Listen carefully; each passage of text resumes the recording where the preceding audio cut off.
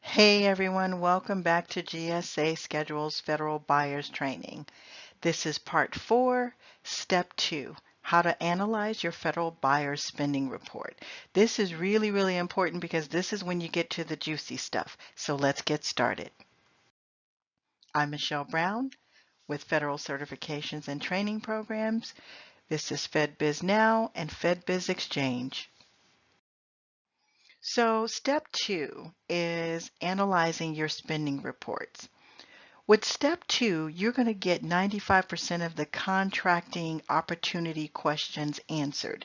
That's so important because when you're starting to do this, when you make a decision to get a GSA schedule, I know that nobody tells you this, but this is the stuff you should do first. But it's okay. You have the schedule now, or you're planning to get the schedule, and you want to get the answers before you get the schedules. It's as simple as that. Because if you get the answers before you get the schedule, you will know what your strategy is. You'll hit the ground running once you get the schedule. So 95% of your questions will be answered by analyzing the history for GSA schedules in your industry under your codes. You will even learn, if you haven't already gotten your schedule, you'll even learn whether or not you're choosing the right schedule. And it's really just amazing to me that nobody tells you that, but people just want to take your money and then, you figure out the rest. So with that, I'm glad that I'm here so that I can be different and help you figure those things out before you spend the money, even if the money spent is not with us. Okay, so you're going to learn the products and services that the agencies are buying in your industry. I know you've heard this before, but I need to bring you back around to the circle, the most important reason why I want you to do your homework. So you're going to find out what they're buying. You're going to find out exactly what agencies are spending on specific products and services, where they're spending, how much they're spending. Do they even understand how to use the schedule?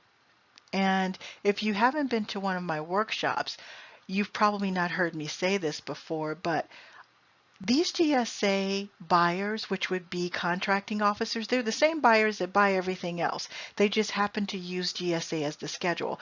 A lot of them don't even know how to use the schedule. They're being trained just like you are. I know that doesn't sound good or feel good, but that's just the way it is. They're being trained just like you are. So this is why I try to teach you about the inside world of what the contracting officers, the buyers, and the program managers are going through. So a lot of them don't even know about the schedule. They don't want to use it. They don't know how to use it, but it is a very easy tool for them to use. They just don't get it. But that's your job to help them get it. So how much agencies are spending on the specific product. So you might see that they're buying or spending in certain areas, but maybe you thought they would be buying and spending in other areas because this is what you've heard. What we're doing is factual. It's not guessing. It's not listening to what other people are telling you. It's factual. And when it comes to money and making money, you need to have facts. You need to have market information. And that's what you're doing. So who are the buyers and how to get to them? You're going to learn how to get to them. You're going to know who they are. Important, what NAICS and PSC codes for federal buyers are using in your industry. Remember what I said. I know I sound like a broken record, but they may not be using the same codes that you're using, even if you're talking about your GSA schedule. Okay, I know that I'm going to talk to you in a second about your SINs, SINs, which is how your products and services are identified under the GSA schedule. But the fact of the matter is, when you check your SINs and match them to the NAICS codes and they don't match, you might be in a little bit of trouble because you need to know that they match. And unfortunately, if nobody taught you to do homework, and let me just step back and say this, most people don't even know how to do the homework. There are only a few people that think the way that I do. I'm not saying in the whole entire country, but there are people that know this stuff and they don't share. There are people that should be able to teach you this stuff and they don't because they don't know. It's as simple as that, especially government people. Love them to death when it comes to these programs, but they don't know. That's how come they don't teach you. They don't know what else to do. And they have a job. They're not hunters like you are. They're not go-getters like you are. They don't have to learn it because they get a paycheck. You don't. So you have to figure out how to connect with the buyers in their territory. You'll hear me say that a lot. You have to figure out where they are. And the businesses that are winning, they know where these buyers are because they went through this already. They learned on their own. They read or they studied or, I know people that come to my workshops are doing much, much better. They're winning contracts. And, sometimes you win a few, but then you're thinking, okay, how did I do that?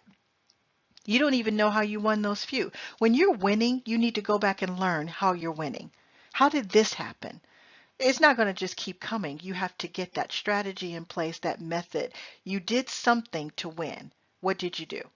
Okay, so the NAICS codes, PSC codes, you have to find out where the buyers are, which codes they're using, and we're going to do that with our research where the federal buyers are spending locally and nationally, their place of performance. That's POP, place of performance. That may or may not matter to you. Most of you that have GSA schedules, that's not likely to matter to you because when you have a GSA schedule, you really should be planning. I would think that you already planned to do business all over the country. So just realize that if you have a schedule, you're likely to be asked to do anything in any part of the country. So if that's not part of your strategy, you need to get that together and decide what you want to do and where you want to be, where you can perform. Number 7, who they're spending their dollars with. Who are your competitors? And I'm talking on the GSA schedule. It may be only one or two, but you need to know what's going on with your competitors not because it's about stealing business, but it's about understanding, again, where you need to be. And will you steal some business from them? Of course, but that's business. That's just the way of life. People need to perform. When you get the spot, you need to do well at it so you can keep the spot. That's the name of the game. So you're going to find out who your competitors are. And I'm going to tell you something else. Once you identify where your competitors are in your analyzing of your research, that is the easiest way. That's the straight line to figuring out where you need to be because you don't have to do all of this other stuff that I'm talking about. Your competitors will tell you exactly where the buyers are because they'll be using the right codes and they'll be using the right PSC codes, the right NAICS codes, the right descriptions. They will have figured it out. Okay, so if you follow them, if you go and look at their profile, see what they're doing, all you need to do is the same thing. There's no law against it. Everything is public. And if they don't want anybody to know, oh well. But they're probably not worried about it because they know people don't figure it out. And at number 8, last but not least, which agencies are using the GSA schedule and small business set-asides? You get set-asides under the GSA schedule, believe it or not, meaning the GSA carves out, and it's not just the GSA administration, like General Services Administration. They're an agency within themselves. So they have public building services under them. They have all different types of programs and technology that they're using and buying from the GSA schedules. Remember, GSA, the agency, created this tool, this GSA schedule tool, for all of the other agencies to use. So GSA says, well, the other agencies are going to set aside too. All of the agencies set aside under the GSA schedule. So you could look at a solicitation in FBO.gov and it could say GSA schedule required, or we're using the GSA schedule for this solicitation. That means that it's going to come out under GSA schedule, even if it's the DOD. The DOD uses the GSA schedule and under some of the departments under DOD. So when the DoD, let's say it's the Air Force that's using the GSA schedule, they have a solicitation out there. But the Air Force, even though they're using the schedule, they may decide they want this to be a total small business set aside. They don't want any large companies competing. They want it to be a small business set aside, or they want it to be a woman owned. So what does that mean? That means you have to have a GSA schedule, and that means you must be a small business. And if it's for a woman on top of that, then you have to be a woman owned company. If it's a veteran, if it's an 8A, doesn't matter. You need to have the schedule first. But the fact that you are a small business, you have a huge advantage because it is a set aside. That huge advantage is that you will not be competing with other large companies. That's the wonderful part about it. So you know what that means? That minimizes your competition even more. Okay, so that's the wonderful thing about GSA schedule and small business set aside. You do not want to compete using your GSA schedule if it is a full and open competition, unless you have a specialty. And you know if you have a specialty. You know if you have a specialty because there are very few competitors out there. And how would you even know that? Because you're doing your research, you're doing your homework. So if you see an opportunity under GSA schedule, you're a small business. You're not likely to have more than 5 competitors, if that. And some of it is not because you don't have a lot of other small businesses out there with the same schedule. It's because they don't know how to do this. Okay? Unfortunately, you know that breaks my heart. All I think about is small businesses getting our piece of the pie. So, okay, so let's get to so let's talk about how to analyze your spending report. Again, the PSC codes are very important, even though you're not used to using them. They give you the details about what is actually being purchased. So you should go through every NAICS code to run a report. Okay, and I told you that in what was that? Step 4, part 1. Okay, so you should have done this already. If you've only run one report under an NAICS code, you need to do more. Don't just do one. I mean, maybe you could get away with doing 2 or 3, but you need to know what you're looking at. Look at the big picture. You need all these PSC codes. And 5, you should also document the PSC descriptions, and I'll show you what I mean by that when you run the reports. Important. This is how federal buyers can find you if you do your market research. So you're looking for them, and when they need you, they're looking for you.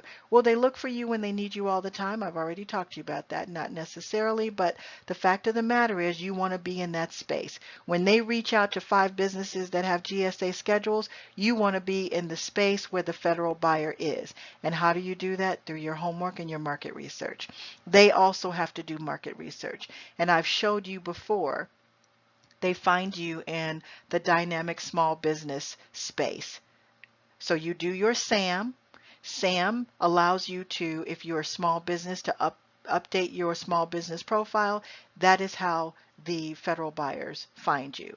They can find you through SAM, but SAM is not an effective way of finding you. So it's important that you have your profile set up properly.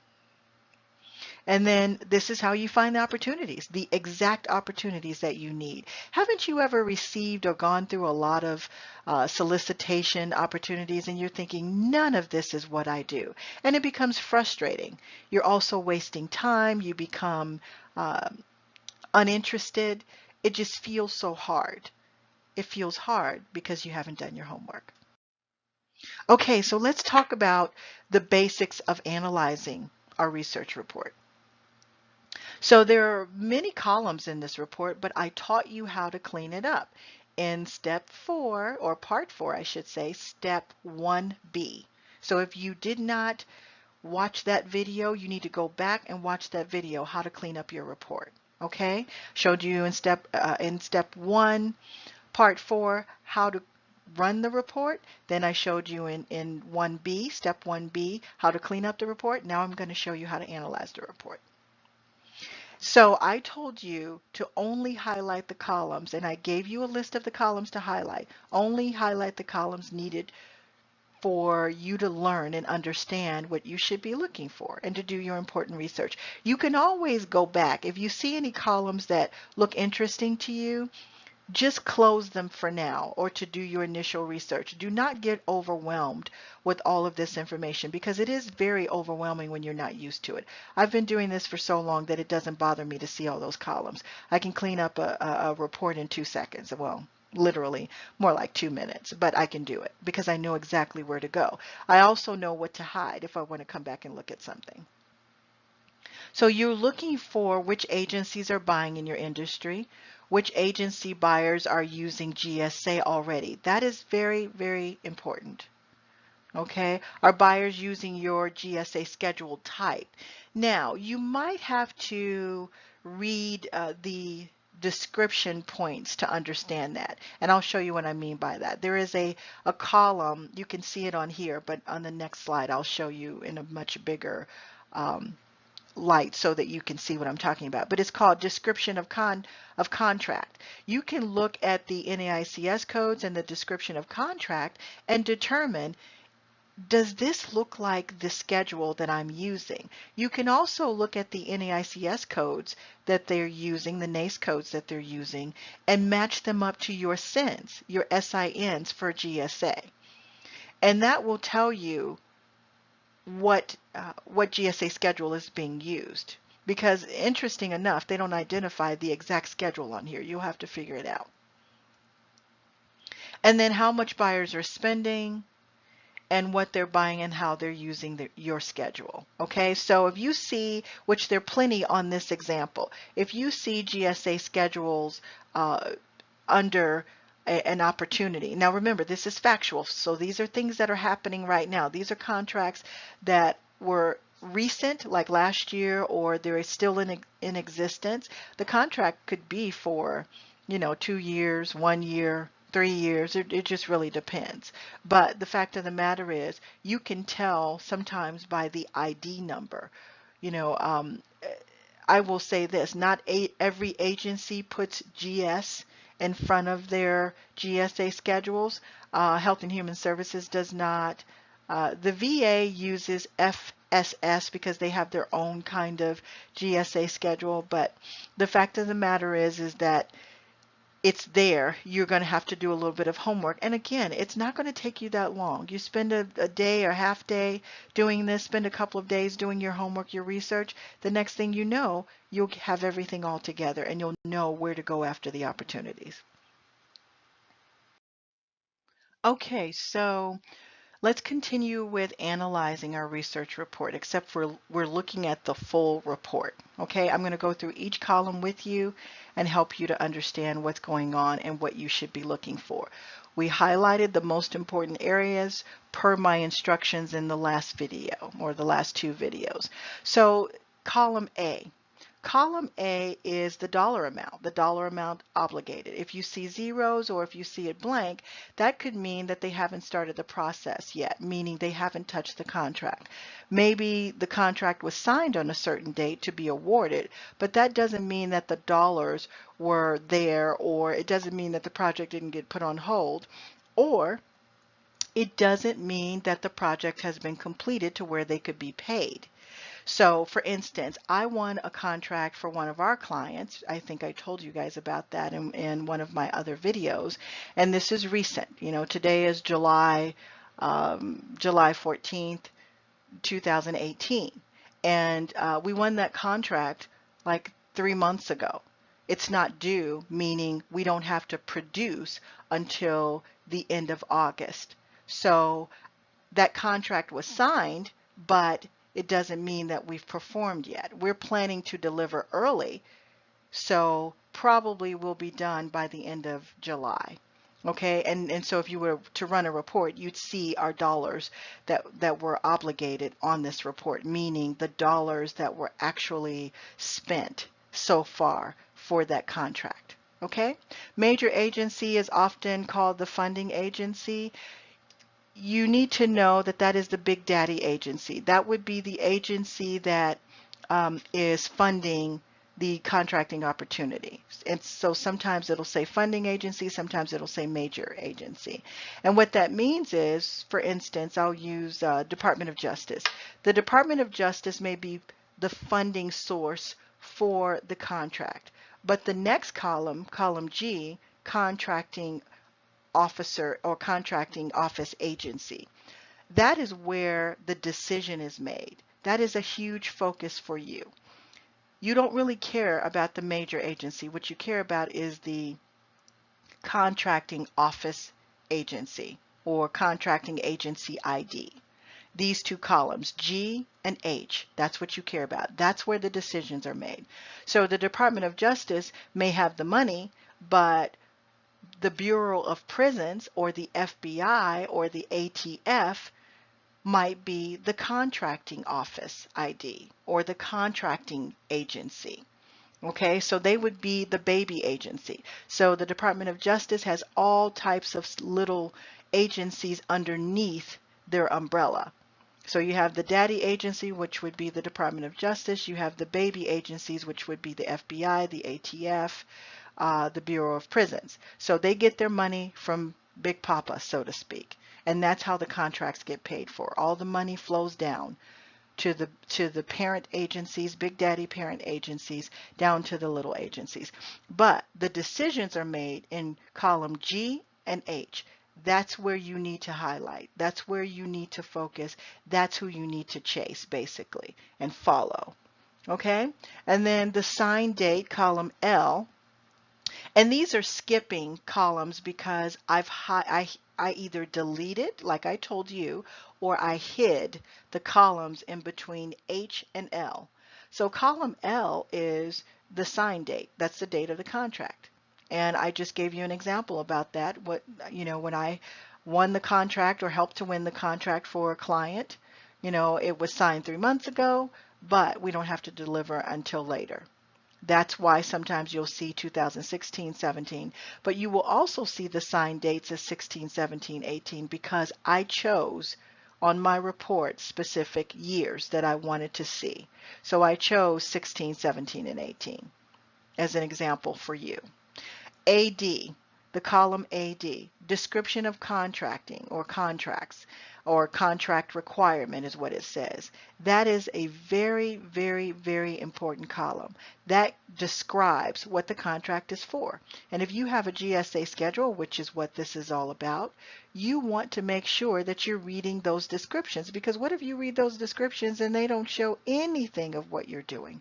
So all you need to do is click on one of the links. Once you organize this report by NAICS codes, and that's the best way to do it. Organize it by NAICS codes first, unless your NAICS codes are all going to be the same. If they're all the same, then maybe you should organize it by description, or it's up to you. You'll see, you guys are intelligent enough. You wouldn't be in business if you weren't. You know what to do, but organize it however you want to. I ran a report in general with a keyword. You guys are running reports based on your principal NAICS code. So all of your codes will be the same at first. So just take a look at all of the descriptions in column AD. Now, if you did things a little bit different than what I instructed you to do, you might not have column AD. You might have a different title, like a different number, I should say, or different letters. Yours might be AE, but this is why I tell you the title of the columns, meaning description of contract requirements is an important column. So no matter what, just make sure that you're looking at the columns I'm telling you to look at, okay? But that is a very important column because your keywords are in there, your descriptions of the contract, and if you have a GSA schedule, it's automatically going to tell you by the description what they're buying under that GSA schedule. Vendor name, that's the next column, AE. Well, you want to know who your competitors are. If you see one of these vendors that's winning a lot, which if this is the same NAICS code, if you ran your report by one NAICS code or NAICS code, then you could organize it by vendor to see who your biggest competitor is with GSA schedule.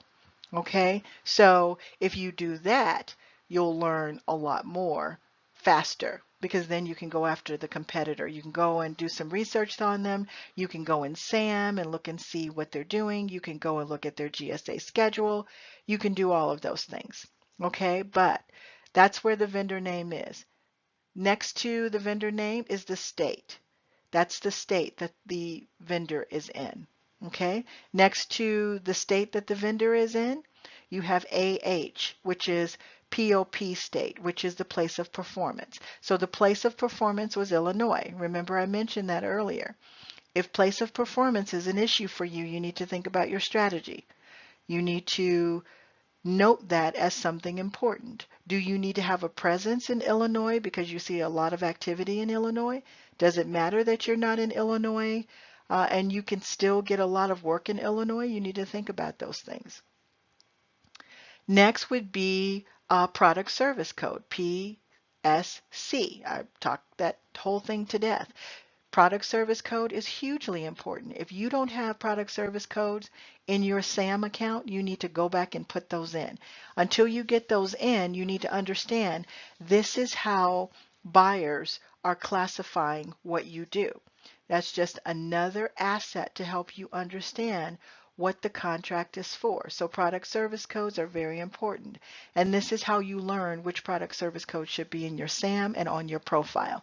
Because when contracting officers are looking for you or buyers are looking for you, they're not going to necessarily put in a product service code, but it will be on the solicitation that they do.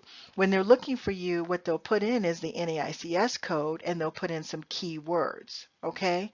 And those keywords are connected to description of contract, which is column AD, and it's connected to product service codes, which product service codes you can see has numbers next to it or underneath it, like C211, but that could be a description of something very specific. So you need to highlight the columns and go through each one of these, and if it does identify what you do in your job or in your business, in your company, then you need to highlight going across the row. Because what I want you to do is clean up the report even a little bit more. Keep what identifies what you actually do. So for instance, if column 2 is what you do, the description is right, you know who the competitor is, and even if you don't know who the competitor is, that's fine. The description is right, the product service code is right, the NAICS code may be different than what you are used to, or the product service code may be a little different. It doesn't matter. If the description of the contract is what you do, you highlight that going across the rows because you need to delete everything else that's not important. Your report will be much smaller than the ones that I write, but your report needs to identify exactly what you want to go after. You don't need any other stuff on there. You need to get rid of everything else. So this is why you need to sort. So sort the report, make it make sense to you, and then, because what are we looking for? We're looking for the product service code, which is AI. A is in apple, I is in ice cream. We're looking for the principal ID, which is AJ. A is in apple, J is in Jack. We're looking at AD, which is A is in apple, D is in dog, description of contract. And we're looking at, even though I ran a GSA report, if you look at column AK, A is in apple, K is in Karen, you can see all of these are GSA contracts, most of them, if not 99% of them. It may have pulled, like I see a VA one on here. I'm not sure if that is a GSA schedule one, but you know what? If I look under column AD, I can see it is a GSA schedule. So this is a report that identifies all the GSA activity over the last few years. And if you were in one of my other trainings, like my workshops, then you know I sent you this report. I sent you this exact report because I wanted to give you a head start. I wanted to give you a head start so you could take this report and clean it up. Find your NAICS codes, find your types of GSA schedules being used, your descriptions, clean it up, and then you have a report to start with. Now you have to do your own homework, but you could at least start from here. Okay, and then the other column I show you is the highlighted type of set aside. Column A, M as in Mary. I'm just curious. I'm always curious. So as you can see, there are plenty of set asides under the GSA schedule for small businesses. So what does that do? That limits your competition. Okay. And if you were in one of my workshops, we wouldn't have to go through this as quickly. I would have you do that right there, right then and there while you're in the classroom. And it really does help because when I get you guys captured in a workshop, you have to do the work right there. You have to figure out what's going on. And that way you're away from the office. You know, when we're in the office, sometimes we just feel as though we don't have time to do these things until it hits us one day. And we feel like we're either wasting money, not making money, or we want more. And it shouldn't take us to do that, but that's the way it is, especially with entrepreneurship. You always have something more important to do, especially when it means keeping the numbers moving, keeping people moving, keeping the money rolling in on the other side. Okay, so this is the spending report for GSA Schedule Small Business 2017, 2016, and 2018. Okay, and so the only thing I did not discuss with you on here is your competition. And there's a row for that, which says if you receive the actual report, it says offers received. Now, I'm going to show you that example in another slide because I have a spending report for a specific type of business that I want to show you just as another example to walk through it with you on a one-on-one business type. So during your research, make sure you delete any and all information going across the rows that does not apply to your business, your service, or your product. So you want to clean it up so that it is small enough for you to print out. You can use legal size paper to print out more if you want to. It's up to you, but just get all that junk off of there and I'll show you what I mean. Now, find and match your GSA sends to NAICS codes. You guys should, this is kind of easier said than I need to explain. I mean, you can see what I mean by here. Under the column that says SIN on the left, if you have a GSA schedule, you know what your SIN is. If you don't remember, find it, find them, and you match it to the NAICS code on the right. Now, what do you do with that information? You go back to your research that you've completed to see if it's right.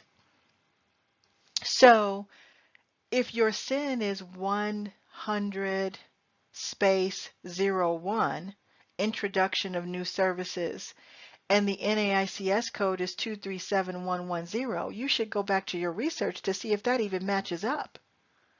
If it doesn't match up to your SIN and your code that's on your schedule, you have a little bit of a problem.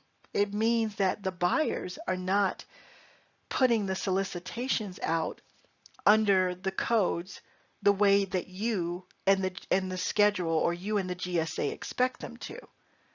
And I mean, could that be a problem? It could be.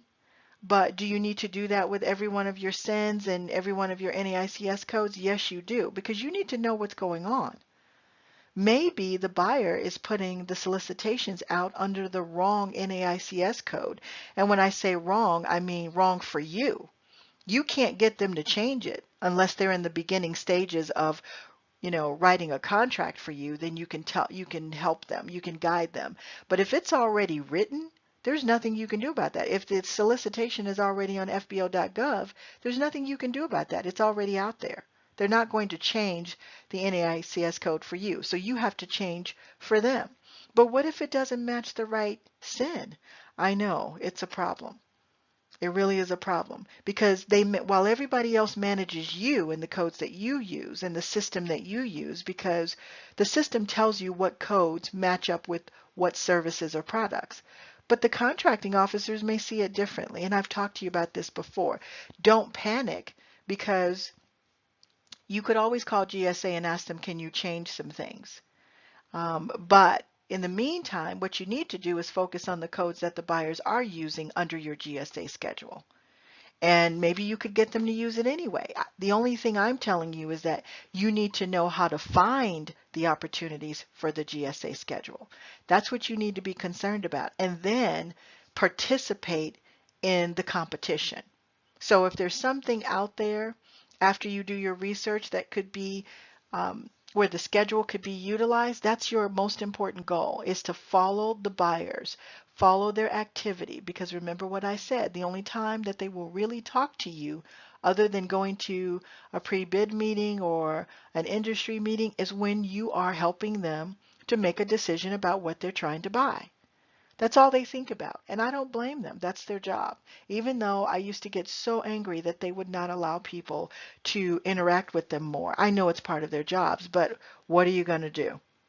So there's a link to the SINs, or there will be a link to the SINs, this report. You should have already had this, but most of you don't. So there's a link to this Excel spreadsheet that will be connected so you can print this out as one of the resources, because you have to know this stuff. You have to know what codes the buyers are using, but do your homework first and then come back to this. Okay, so here is a specific example of security guard services. Let's say your business is security guard services, which is one of the most active federal contracting um, activities in the entire country. When it comes to security guard services, they are number 5 in federal contracting, meaning every agency these days, because we have so many crazy people out there, every agency is actually doing contracts or putting out contracts for guards, security guard services. And security guards in certain states can carry guns. So they're like policemen, some of them, not all of them, but maybe you own a security guard service and you are an ex-policeman. This would be outstanding for you because all of these agencies need security guard help. Every last one of them almost. I'm amazed. There are like triple digit billions being spent on security guard services. So with that said, if you have a GSA schedule, will everything be on a GSA schedule for security guard services? Absolutely not. What did I tell you? Not everybody knows how to use it. So let's just look at this report. I've already talked to you about the different columns. Do you see these highlighted in green? This is a security guard specific report that tells me that certain agencies are using the GSA schedule. And who are they? Guess what? It's General Services Administration. They're the only ones using it right now, as far as I can see. I'm sure if I showed you the entire report, because I'm only showing you a portion of this, only GSA is using their own schedule because GSA loves their GSA. GSA, the agency created GSA.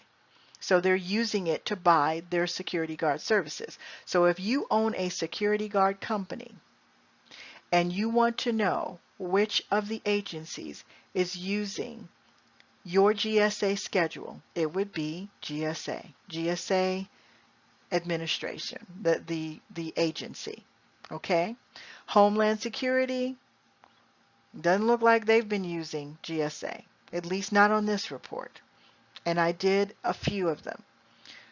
Veterans Administration doesn't look like they're using GSA schedule to buy security guard services. So here is my quick hit right here. I can see, and you know how I know that? Because I'm looking over here at the PI ID. That's the ID, the award ID number. And the award ID number says General Services Administration buys security guard services using the GSA schedule. So who should I be focused on? I should be focused on GSA, General Services Administration, if I have a security guard business. They're the first ones I need to be focused on. All of these other folks, all of these other agencies, they choose to buy security guard services in a different way. So if I own a security guard service business, would I just focus only on General Services Administration? No, because I'm going to die like that.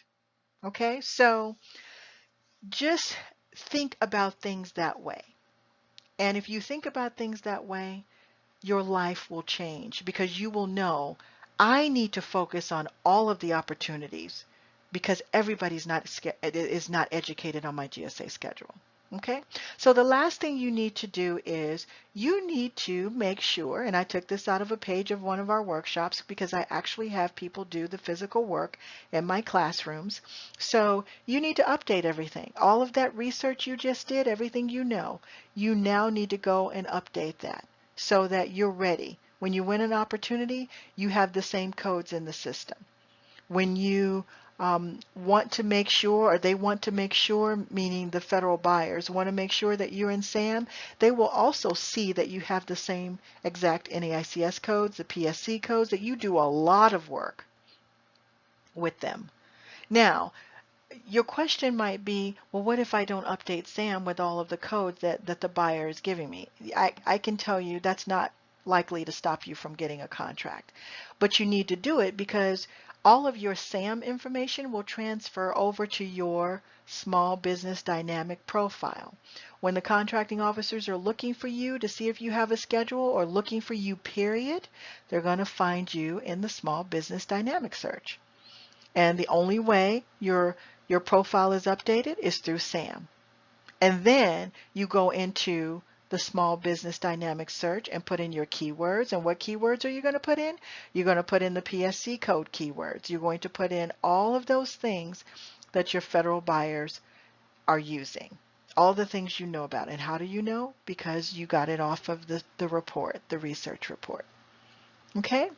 All right, I know I kind of made this a little bit longer than what I expected, but I'm just trying to drill in some things and make sure that I'm being very clear. And I want to make sure that you guys understand, if you can do this, you can hit the ground running before you get your GSA, while you have your GSA, and to keep things moving. And it's going to help you grow with federal contracts. You cannot sometimes live off of GSA schedule. Maybe you can in the future, but remember, you can get in the door with an agency that purchased your items in a different way, and then you can transfer them to GSA schedule. Remember I told you about that young lady that was in one of my classes in Dallas, and she has the FBI buying all kinds of stuff from them, but they will not use the schedule because they don't know how to use it. I told her, you and the CEO or someone needs to go and see the FBI and explain to them how they can save money. And you know why she wants it on the schedule, even though they make more when it's not on the schedule, is because they need to use the schedule. They're losing money if their schedule does not make at minimum $25,000 a year. Okay? So do your homework. Thank you for joining me today. See you in part 4, step 3. I'm Michelle Brown. Don't forget to subscribe, ask me your questions, and I will see you in the next video.